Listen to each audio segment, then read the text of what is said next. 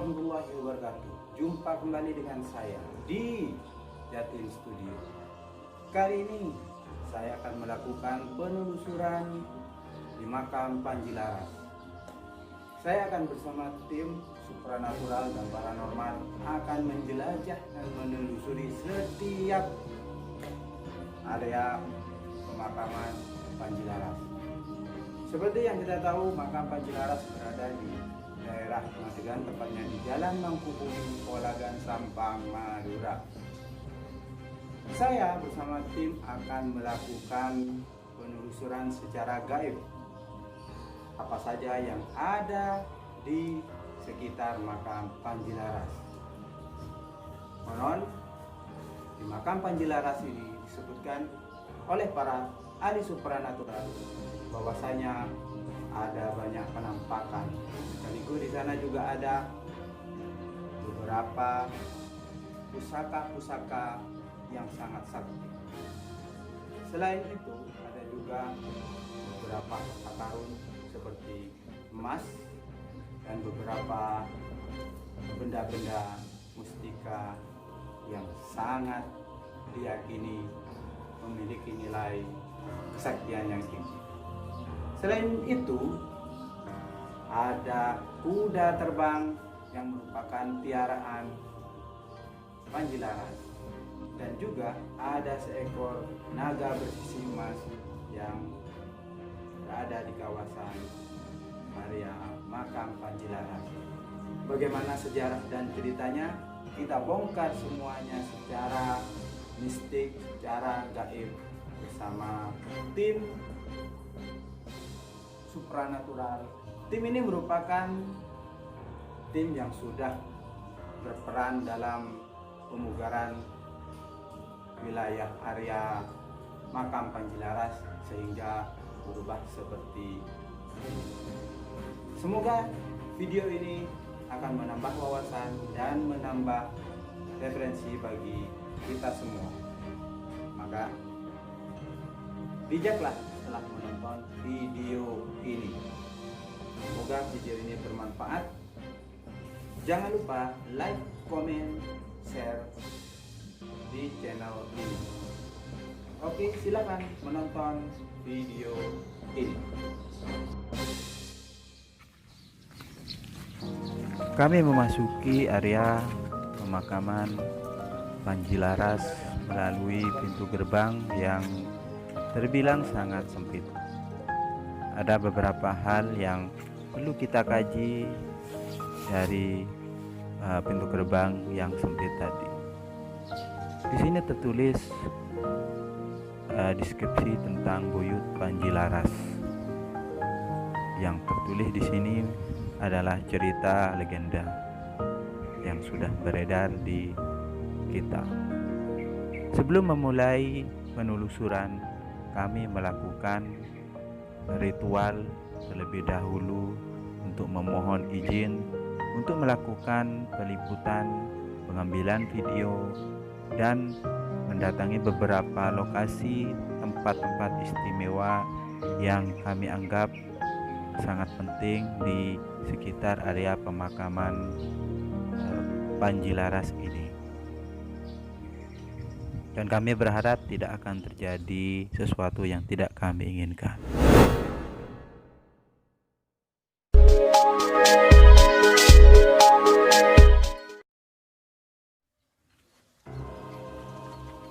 Kami memulai peliputan dengan cara meninjau atau memantau beberapa lokasi yang dianggap merupakan tempat-tempat khusus di area makam Panji Laras ini. Ada beberapa tempat yang kami anggap sebagai tempat istimewa, di antaranya yaitu tempat penyimpanan benda-benda pusaka, tempat penyimpanan harta-harta atau barang-barang berharga seperti emas dan mustika lainnya, dan juga beberapa tempat yang kami lihat sebagai tempat Panji Laras memelihara hewan-hewannya, dan sekaligus tempat di mana penampakan-penampakan yang sering terlihat secara gaib di sekitar makam Panji Laras ini. Kami melakukan penelusuran ini harus dengan ekstra hati-hati, karena sebelum kami memulai, kami harus meminta izin dengan secara gaib pada sepuh atau penunggu di sekitar makam Panji Laras ini, karena kami tidak menginginkan hal yang tidak baik terjadi kepada kami, karena kami melakukan peliputan melalui pengambilan video dan gambar. Ini dia tempat pertama yang kami lihat. Sumur. Tapi ada rahasia lain di situ. Mungkin ini adalah jalan semacam gua, Jalan tembus. tembus ke mana saja, ke laut Tapi dengan goib, dengan goib. dengan goib. Cara melewatinya dengan goib. Cara melewatinya dengan Cuma sampai sekarang kan ini belum ada, katakan bukti sejarahnya tidak ditulis di sini. iya, Gitu. cuman bukti sejarah. Secara gaib ada. Gaib, ini Jalan. jalan, dan ini sekarang ada yang di dalam ini ya, ada tongkat beserta Al-Quran juga ada di sini di dalam. Tongkat berupa Tongkat warnanya putih.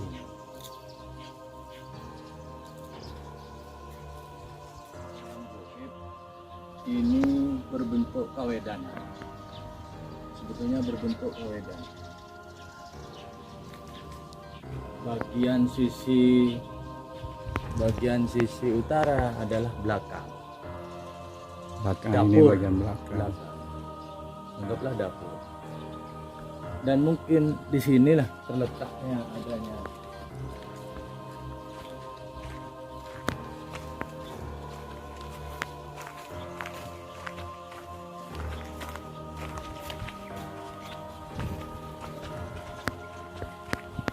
daerah sini. Ini terletak daerah sini. Ini kira-kira adalah harta karun yang mungkin isinya logam mulia, Emas. batangan emas dan semuanya, semua benda-benda antik yang ada di sini, termasuk pusaka Ada di daerah itu. daerah sini. Ini berbentuk gentong berwarna putih, ada di sini. Dulu di sini ada bambu, kira-kira ada bambu di daerah sini. Yang mana di sini nih, saya lihat ini kan berbentuk kawedanan. Nah, di sini belakang, daerah sini daerah belakang di sini. Bagian belakang. Jadi, ini ada semacam apa namanya itu, tangga.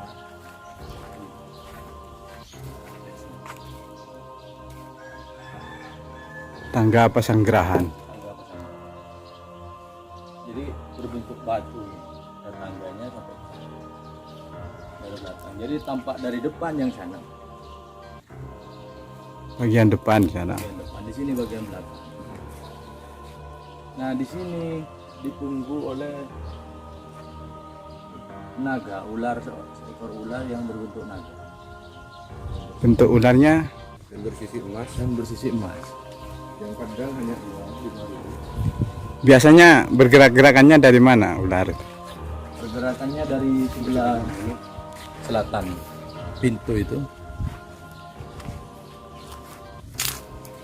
dari pintu sana sampai ke dalam.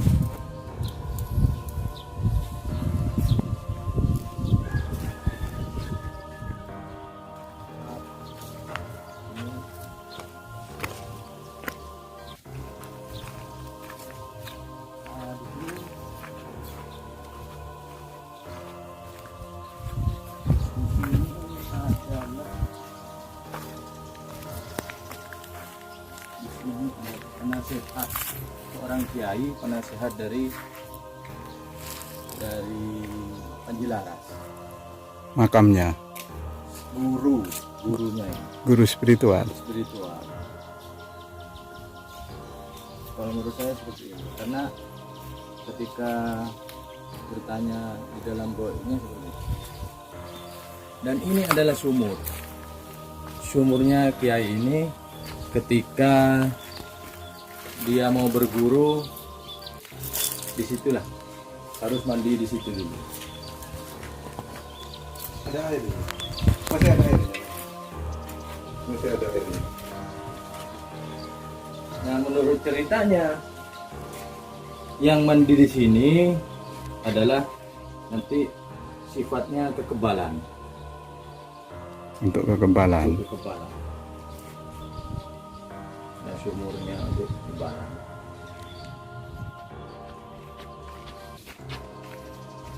Ini adalah sebetulnya makam kuda daripada Panji Laras, kuda terbang. Kuda terbang dari Panji Laras, makam kuda terbang dari Panji Laras. Jenis kudanya seperti apa? Jenis kudanya itu seperti kuda biasa, cuman agak besar, Memiliki sayap. memiliki sayap. Kuda terbang dari Panji Laras. Kalau di dalam goibnya ini berbentuk pesanggeran kewedanan untuk rumah kerajaan, seperti rumah-rumah bupati saat ini, tapi berbentuk dulu. Nah, ini dari tampak depan. Nah, yang itu lewat sini untuk ke belakang. Taman itu kira-kira ada di depan, ada di sana. Jadi ini pintu ini sebetulnya pintu ini hanya menurut saya itu di dalam lambangnya belajar menghormati seseorang. Kenapa kecil itu? Gitu? Kenapa kok ini sempit? Ya. Ya karena mungkin ini yang saya lihat, ini harus betul-betul menghormati seseorang, belajar menghormati seseorang. Tata krama urusan. Karena kenapa? Karena pada waktu ular naga itu masuk ke kawasan ini, dia tidak melewati ini. Dari depan sana masuk ke dalam tanah sehingga tembus ke sini. Langsung tembus ke sini. Tembus dari sini langsung masuk ke air.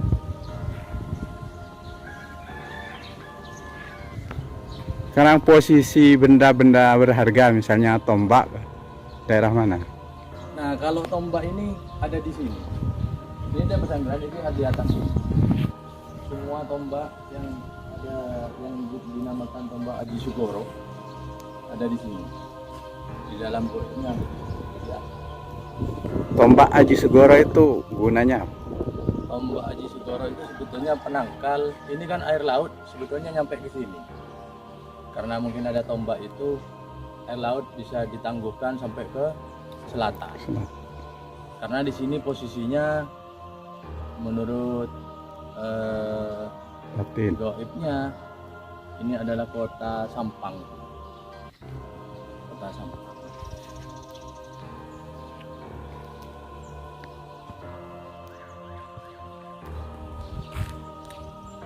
Dari situ.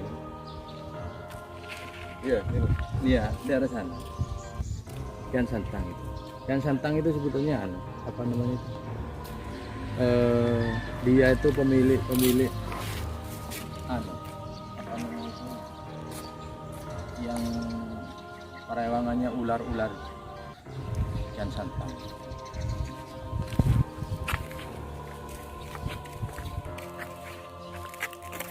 Nah, keberadaan pucuk Rondo Ayu ini paranormal dulu. Ini adalah wanita yang sudah janda, memang punya kelebihan.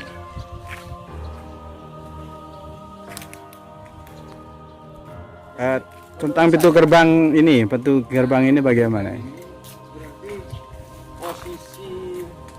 posisi Kawedanan ini masuknya dari sebelah barat, lalu menuju ke utara. Jadi begini menurut saya. Masuk dari arah barat ini Arah barat. Masuk dari arah barat, kemudian menuju utara.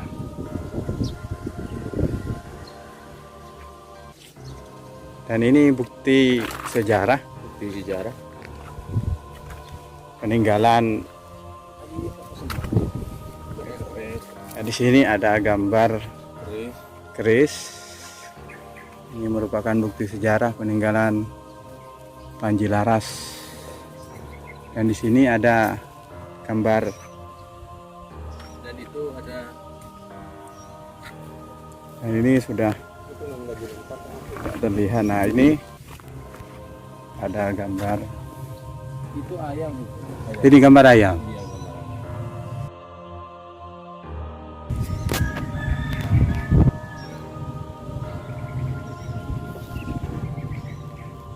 Ini adalah prasasti peninggalan dari Panji Laras.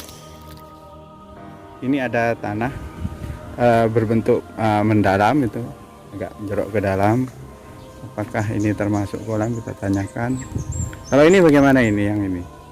Ini dulu pada waktu kita sharing dengan paranormal yang ada di sini adalah kolam karena saya yakin di sini adalah taman. Apakah di dalam ini ada benda atau hal-hal gaib? Menurut saya tidak. Saya tidak, hanya sebuah kolam saja. Jadi sama dengan yang ada di Sumeneb, ada kolam juga untuk pemandian aja. Ini dulu pernah ditemukan granat yang masih aktif. Di mana letak posisinya? Kira-kira daerah sebelah sini. Karena waktu penggalian di sebelah sini adanya granat itu. Granat aktif ya? Iya, berbentuk kuning kalau nggak salah gitu. Itu sudah diamankan oleh pihak yang berwajib. Kurang lebihnya di bagaimana kan granat itu diamankan yang jelas. Jadi ketika ditemukan granat itu, maka pencarian itu diberhentikan. Kira-kira granat itu peninggalan dari zaman Jepang apa Belanda? Menurut saya kira-kira ada zaman Belanda itu. Ditemukan di daerah sini. Di daerah sini. Kira-kira ini dari kacamata batin, apakah wilayah-wilayah yang terlindungi oleh, katakan, penunggu di sini di mana? Menurut saya ketika saya berinteraksi dengan penunggu yang ada di dalam, di sekitar wilayah di dalam pagar ini tidak boleh diganggu gugat. Banyak barang-barang antik atau benda-benda pusaka atau harta karun yang ada di dalam yang mungkin tidak boleh dijamah oleh siapapun. Dan apakah bisa seseorang itu mengambil benda-benda yang ada di sini secara gaib? Ya, menurut saya kalau waktu saya yang berinteraksi itu intinya tidak boleh diambil oleh siapapun saja. Misalnya ada rekan-rekan yang mau mencoba, silakan. Terus apa risikonya kalau orang memaksa untuk mengambil benda-benda yang risikonya lebih besar? Apakah pernah terjadi? Nah, karena pada waktu saya sudah diberitahu, katanya ada warning ke saya. Jadi waktu saya masuk ke dalam, ketika ada seseorang yang melakukan uji nyali, nah saya dilempar batu pada posisi di tempat Di dalam, masih masuk, wilayah dalam. di tempat masuk itu waktu saya di dalam. Nah, waktu itu lemparkan ke tangan saya. Ini menunjukkan bahwa saya tidak boleh memberitahu sebetulnya kepada rekan-rekan semuanya, tidak boleh mengusik yang ada di dalam. Menurut saya semua mereka itu hanya mau berinteraksi menurut saya. Cuman ketika saya diberitahu kan, seperti yang saya katakan tadi, ada warning ke saya itu. Jadi sebetulnya saya harus memberitahu kepada mereka, harus tidak ada melakukan sesuatu hal yang berhubungan dengan apapun saja di dalam. Jadi harus di luar. Mungkin seperti itu di dalam pagar ini. Jadi keutuhan mungkin benda-benda pusaka dan semuanya barang-barang antik yang di dalamnya mungkin sampai saat ini, sampai detik ini masih asli ada. Terus kapan penampakan ular naga bersisi emas itu muncul biasanya? Dan pada siapa akan nampak terlihat? Mungkin begini, kalau ada sesuatu hal yang sangat signifikan, yang mungkin sifatnya orang-orang yang berilmu itu ingin menjamah atau mengusik di dalam, mungkin sang ular itu mungkin datang, Akan muncul. akan muncul.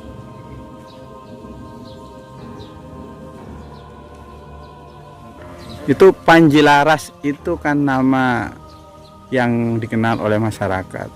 Terus nama asli dari Panji Laras itu asal muasalnya gimana? Mungkin begini. Dari hasil penerawangan. Ketika waktu itu saya mendekati dan bersosialisasi dengan area pemakaman Panji Laras, mungkin itu adalah Panji Laras adalah kalau bahasa sekarang nama kerennya Panji Laras, itu julukan Panji Laras. Tapi menurut saya dia pernah berkata namanya Syekh Abdullah. Alhamdulillah. Syekh Abdullah. Dia itu keturunan dari Raja Surabaya, putra daripada Raja Surabaya. Kenapa kok bisa sampai ke daerah Madura ini?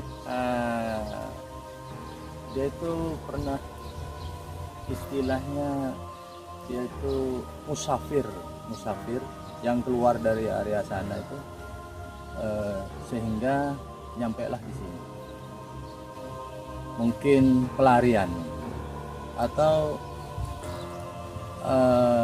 mengemban tugas keislaman. Terus bagaimana dengan cerita ayam aduan yang dimiliki Panji Laras? Di dalam penerawangan saya, di luar jalur kisah yang ada, yang beredar sekarang ini, Panji Laras itu memiliki ayam yang sifatnya untuk bisa mewarnai bagaimana Islam itu masuk ke sini. Jadi Tujuannya? sebuah misi. Jadi dengan misi itu artinya apa yang dikesenangi rakyat, mungkin misinya seperti itu. Jadi ketika Panji Laras mempunyai ayam yang selalu menang, mungkin rakyat pada tertarik sehingga dia bisa menguasai dan menyiarkan agama Islam Melalui itu. Saya juga mendengar bahwa ayam itu berasal dari telur dari seekor naga. Menurut penerawangan Anda itu bagaimana? Menurut saya kalau masalah ayam, pada waktu penerawangan saya itu ketika sosialisasi dengan Panji Laras, ayam itu sudah ada, Panji Laras sudah punya sendiri. Jadi masalah kaitan dengan telur yang dibawa naga, mungkin itu adalah alur sejarah yang lain mungkin. yang mungkin sama dengan Panjilaras, karena kita tahu bahwa Panjilaras tidak hanya di Sampang di sini saja, di daerah lain pun Panjilaras itu ada. Mungkin konteks daripada silsilah atau sejarahnya mungkin agak mirip atau dikait-kaitkan. Bisa jadi. Tapi hasil penerawangan saya, dia sudah mempunyai ayam. Entah ayam itu dari mana, saya sendiri masih kurang jelas. Kira-kira di sini ini ada sosok apa yang terlihat menurut pandangan Anda? Menurut saya di daerah sini ada sosok seorang wanita yang selalu menjaga ketika orang mau masuk ke sini. Mungkin Sosok wanita itu apakah memang penunggu atau memang baru datang atau bagaimana? memang penunggunya sini, ini sosok wanita yang ada di sini yang selalu menjaga, karena dulu pada waktu penggalian itu sering ada ular hitam yang melihat orang menggali atau mengadakan suatu penelitian, ditunggui oleh ular hitam. Jadi ular hitam itu entah siapa, yang jelas selalu ada dan tidak pernah mengganggu, hanya melihat. Terus dari penampilan wanita itu seperti apa? Penampilan wanita itu sosoknya ya separuh bayang. Apa penampilan seperti Seperti orang-orang kerajaan dulu, apa? orang-orang dulu, cuman sifatnya biasa. Dia berubah-ubah. Dia Sosoknya berubah-ubah. Cara gayanya berubah-ubah. Cuman ketika orang-orang yang masuk ke sini mempunyai indera keenam yang bisa terbuka, mungkin dia mesti bisa menyambut kedatangan Anda ke sini. Di daerah sini ya. Ya betul, di daerah dekat sumur. Ini merupakan batu petilasan Panjilaras yang memang sudah ada sejak dari dulu. Terus menurut Anda ini tempat apa ini? Ini mungkin dulu menurut saya itu sesudah Panjilaras itu ada. Ini bentuk ini adalah sesudah Panjilaras, sehingga daripada kaki-kaki yang ada di bawah itu berupa batu itu ketika digali itu memang sudah ada surau dakwah, sudah ada. Ini surau dakwah. Surau dakwah itu mendakwahkan tempat berdakwah di sini, mengajar juga kami.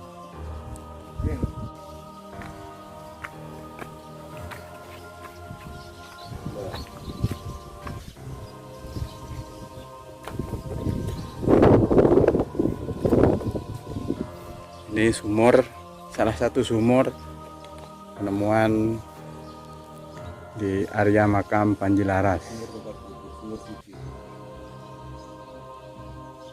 Ini sumur suci. Ini merupakan tempat wudhu.